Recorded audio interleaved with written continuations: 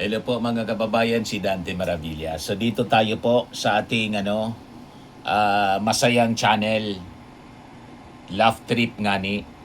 O di ano niya Mr. Maravillas, yung mga masasayang kwento mo dyan. Yung mga DDS po, may bago silang superhero. Ayan mga kababayan, ang bagong superhero ng mga DDS. Sino niya yan, Mr. Maravillas? Parang familiar yung mukha. Yan, sabi ni David Chantan. I mean, si Saldan Sanchez. Si Kapitan Tuko.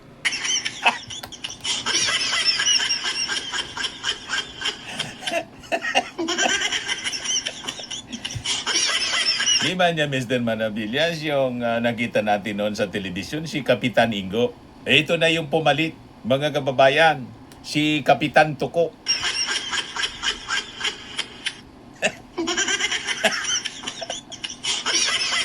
Siya ngayon ang bagong superhero. Lilipad na mula sa Senado. Kapitan Tuko.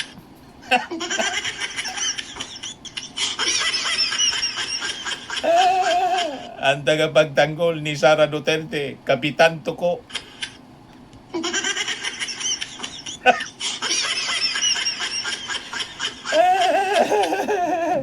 Yan nakadikit.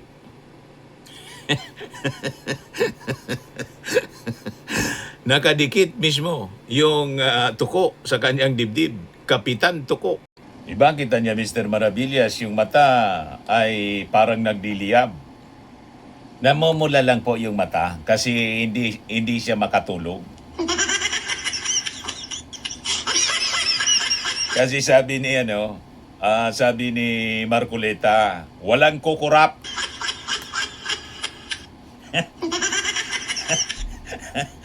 Wala niyang kukurap. Dilat na dilat. Nabaga yung mata, nasurahi si Kapitan Tuko.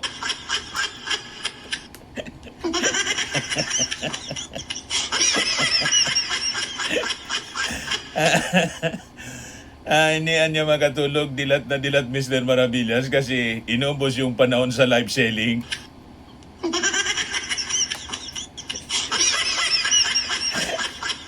Araw-araw sa niya nagla-live selling.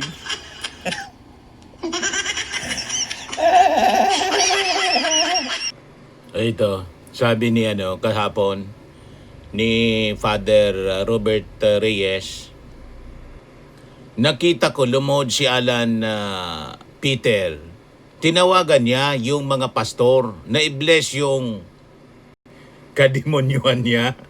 Demonic.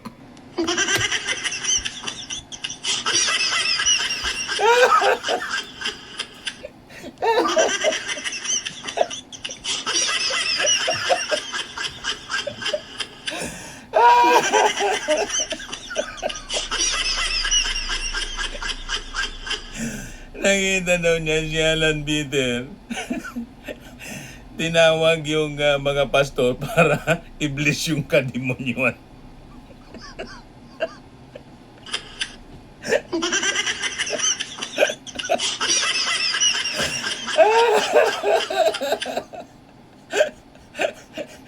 I-blessan niya yung kademonyuhan. Demonic.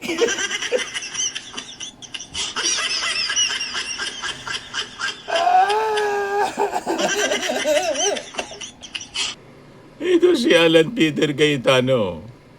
Tinawag yung mga pastor. Nakita ko, lumuhod si Alan Peter.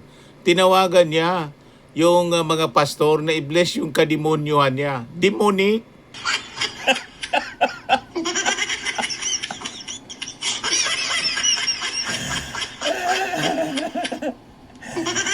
Alam niya talaga po mga kaganapan. Ito nga, yung full view ng mga pastor, mga kababayan, na sabi ni Father Reyes, i-bless yung kademonyuhan niya. Ito, post mga kababayan ng bagong Pilipinas Chronicle, sabi diyan, agree ka ba? Inday Sara, hulog ng langit. para palayain ang Pilipinas ayon sa mga DDS? Hulog ng langit. Ang alam ko kasi mga kababayan na nahulog mula sa langit kasi kinats down siya yung fallen angel na ang pangalan mga kababayan si Lucifer.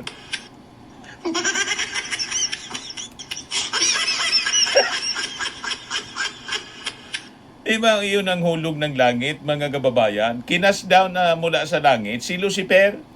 Ang tawag sa kanya fallen angel.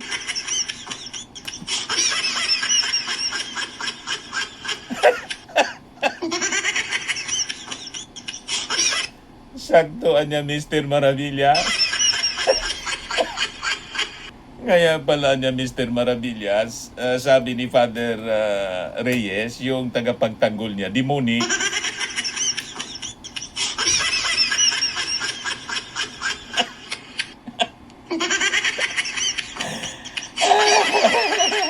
Kaya sari-sari yung reaction ng mga netizens dito. Sabi ni Rizal Dio, maya kayo, ayaw nga niyan magtrabaho. Sabi ni Toti Magno Jr., hulog siya ng impyerno para manggulo si demonya, Sara Buaya. Kaya ang masama, di magtatagumpay. Sabi ni Rapanot Jaime, sabi ni Sara noon, siya pa rin ang presidente ng impyerno. Ihulog na siya sa impyerno.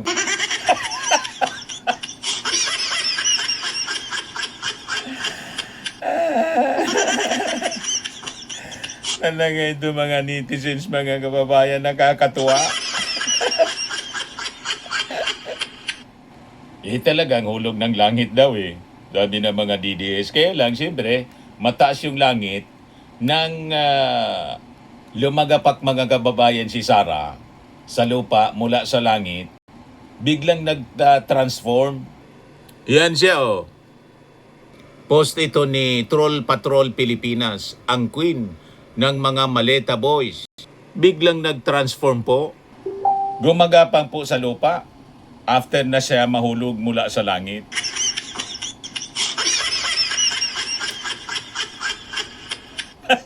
Kapit na kapit sa lupa yung gapang.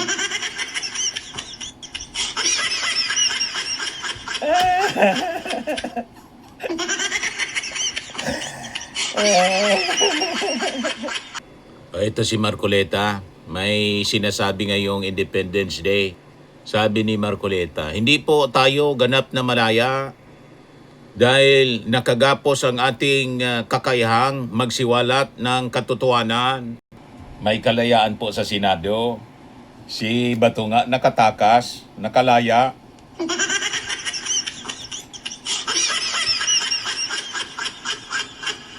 Malinaw na may kalayaan sa Senado.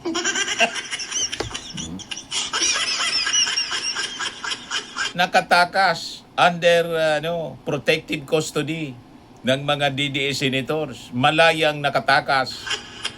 Inatid pa sa pagtakas ni Robin Padilla.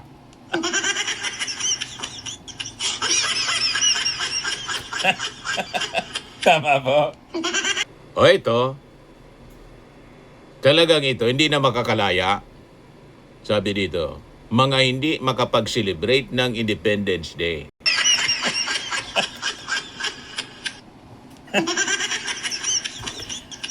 Yun ang malinaw na wala ng kalayaan yon.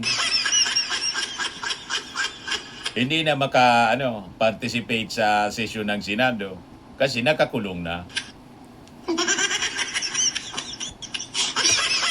Pero si Bato po, malaya pa hanggang ngayon. Ito, sabi dito, Duterte nagtatampo kay Bato dahil ayaw siyang samahan sa dahig. Post ni Duterte Bobo supporter, sabi ni Nogara Andre, ayaw kasi sabihin ni Robin Hood kung nasaan si Bato. Ayaw sabihin ni Robin Padilla, ini-interview ng media, tinatanong, sabi ni Robin kahapon, kahit na niya alam ko, hindi ko sasabihin.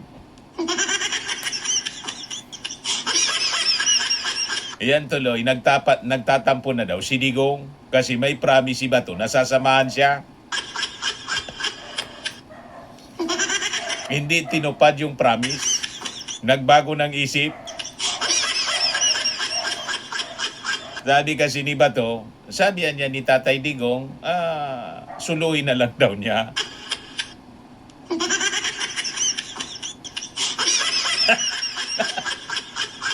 Nilaglag. Mga kababayan ni Bato si Digong, suluhin na lang daw.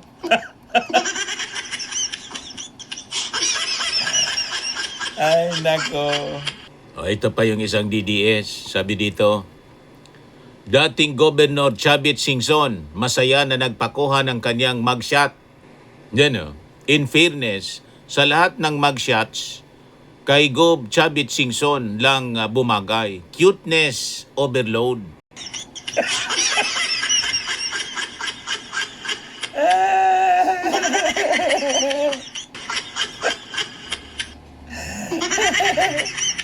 O ito, nagpaparlol yata si Sara, sabi dyan.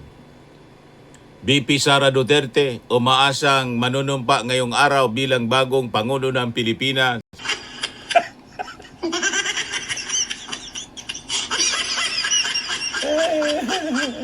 Hindi na, tanggap na ni Sara hanggang dulo daw. Gusto niyang makita si PBBM hanggang dulo. Gustong makita niya daw ng taong bayan hanggang dulo ang kawalanghiyaan ni BBM. Kaya hindi na yun manunumpa. Tanggap na niya na hindi sila mananalo sa distab.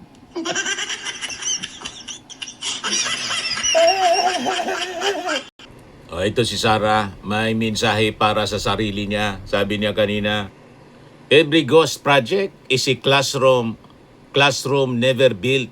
Every corrupt contract is a road that was never built for farmers to bring their produce to the market. Ang korupsyon ay hindi lamang pagnanakaw ng pera. It steals opportunity, it steals dignity, and it steals hope. And ultimately, it steals freedom itself. Nawawala rin ang ating kalayaan kapag ang mga opisyal ng gobyerno ay malasindikato sa pagnanakaw sa pera ng bayan. Tama ka niya, Mr. Maravillas.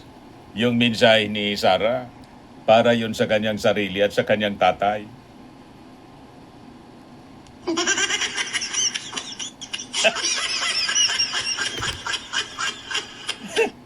Sakto, mga kababayan.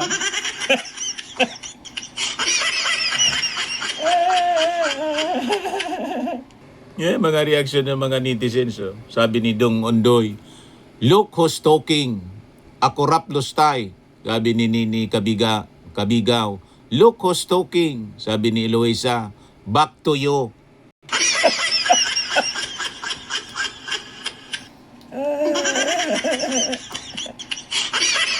Ito post ng Bagong Pilipinas Chronicles. Breaking news, mga DDS bigong mapababa sa pwesto si PBBM. Rally nila, nilangaw. As usual.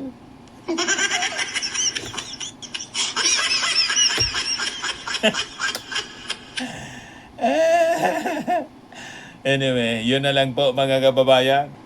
Kung napasaya namin kayo sa ating episode ngayon dito sa Love Trip Ngani, click subscribe po ninyo itong ating YouTube channel and share ninyo sa inyong mga kakilala at kaibigan. Okay po? Para pati sila ay sumaya rin. Ayos! Ako po si Dante Maravillas. Bye-bye po!